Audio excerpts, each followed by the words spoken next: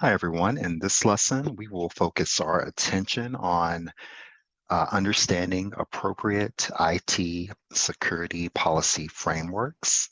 And in this lesson, we're going to understand some of the foundational components that are required to create a security policy framework. And so you want to keep in mind that a framework provides for a basis and a foundation for the enforcement of uh, acceptable responses, technologies, and enforcement principles that can be used to provide a organization with a security policy framework. And these frameworks can be complex and very large depending on the scale of the organization and the technology that is involved. And so what we want to keep in mind is that in understanding IT security policy frameworks, we're going to focus our attention on being able to describe appropriate issues that are related to information system security, policy implementation, and enforcement. And the key concepts that are going to help us understand that learning objective is that we're going to have the ability to build the appropriate blocks for a security policy framework. We are going to understand the types of documents for a security policy framework that are needed.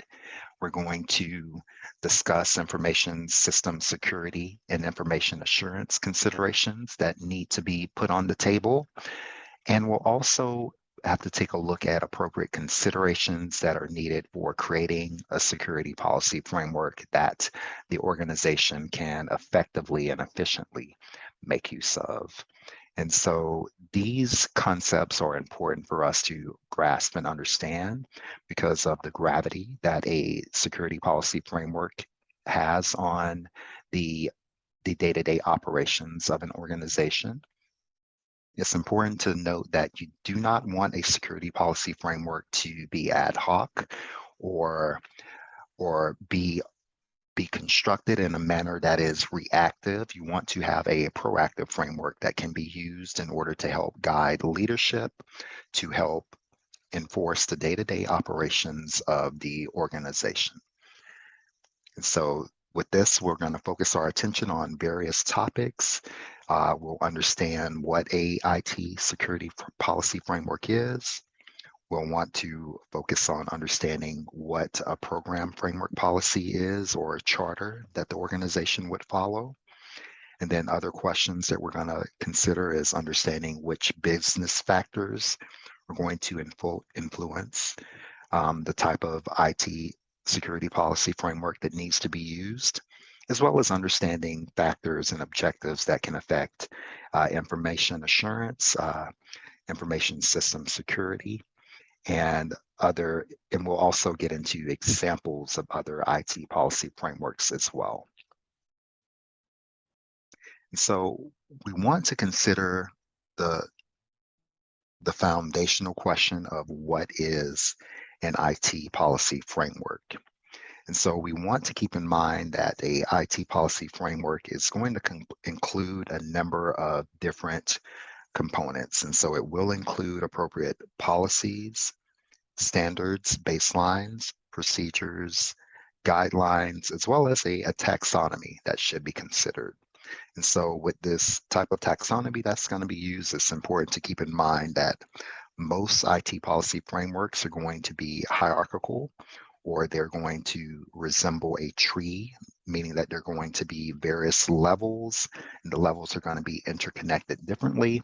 So a IT policy framework is not going to be a kind of flat framework. It's going to have various levels that are going to depend on, that are going to help determine the type of action that should be taken. And so it's important to keep in mind and consider that the security policy of the organization is going to be there in order to help minimize risk. And then you have risk appetite and you have risk tolerance. And so with this in mind, with risk appetite, what we are considering is a few different components. And so we will be considering a few different components when it comes to risk appetite and risk tolerance. So with risk appetite, we're really referring to how much risk an organization is willing or able to accept without impacting the ability to achieve the intended goals. And risk tolerance is going to relate to how much variance can the organization withstand and still be able to achieve its appropriate goals. So these are two different types of risks that we need to measure and understand for our organization. So there's going to be a standard type of way in which we can organize our framework in most cases. And so with this in mind, we can have the various components that are going to come together to try to create a appropriate policy and standards library framework. And so it's going to be like building a tree, and like a tree, we'll have our various branches and roots, and over time, we'll make changes to it. So some branches are going to come off or die, and new branches will grow, and the tree will continue to grow and progress. And so that's the way we look at our policy framework, like a tree that continues to grow and spread. And so some things that we need to make sure that we focus on in developing a security policy framework is making sure that we have appropriate security requirements in place, such as how encryption keys will be handled. We want to ensure that we have appropriate technological factors in place as well. And then we'll also want to ensure that we have set things up in a manner in which we can evaluate the risk appetite as well.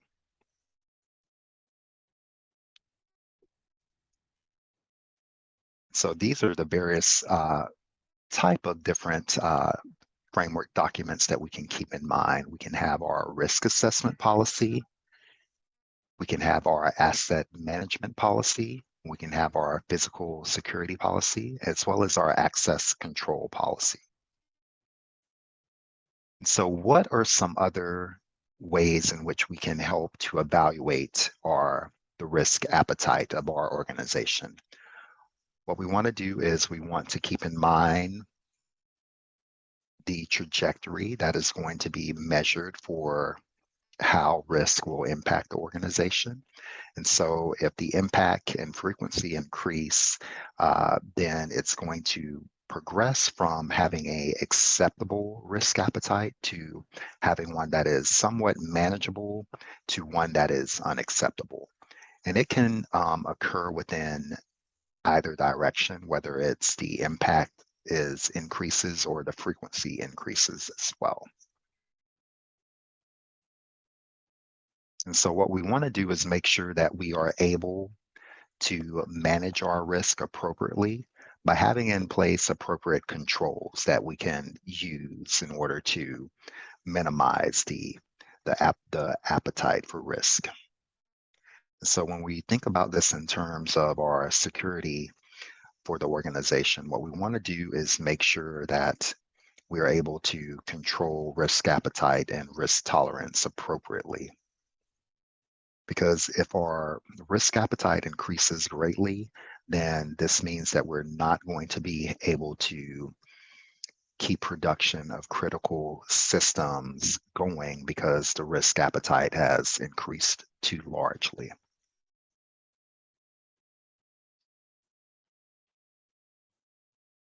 So with that in mind, what we want to consider is what is an appropriate policy, a program framework policy or charter that we use.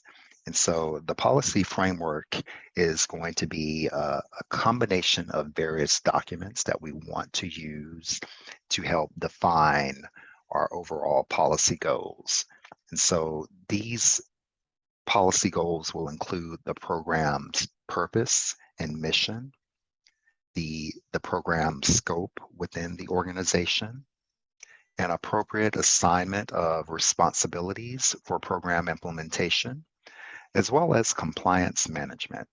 And so typically with our framework policy, we're going to have the CEO, the Chief Executive Officer, who is generally going to help set the tone and structure of the group that will either develop and approve of the policy, and the CEO would then sign off on the chartering of that policy. So this is important because the CEO is going to set the leadership tone of the policy and how it should be carried out within the organization.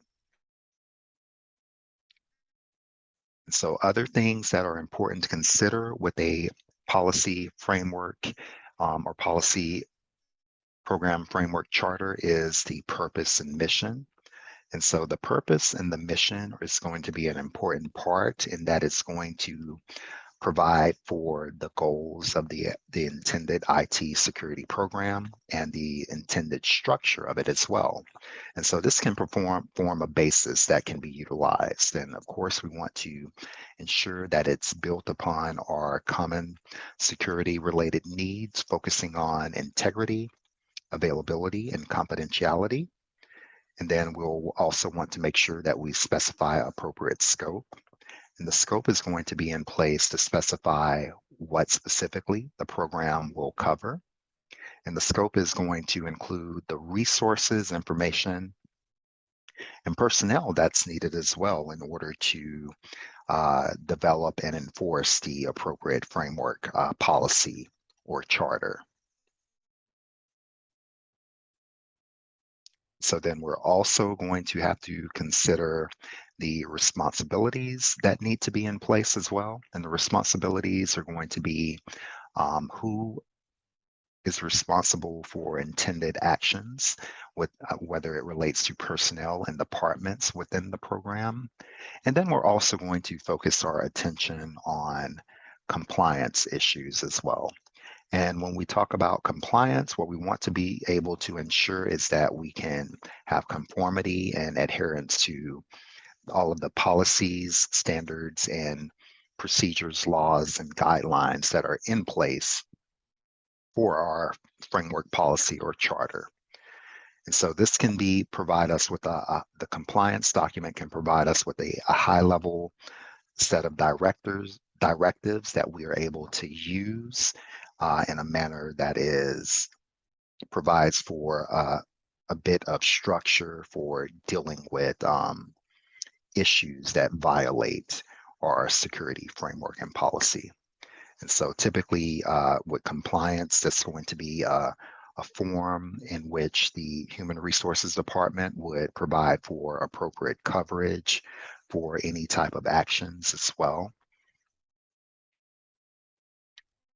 And so with this in mind, we have our different areas that we can have to consider. We have our purpose and mission, we have our scope, we have our responsibilities, and we have compliance. So this provides us with a set of general guidelines that we're going to be able to follow in developing appropriate IT security frameworks.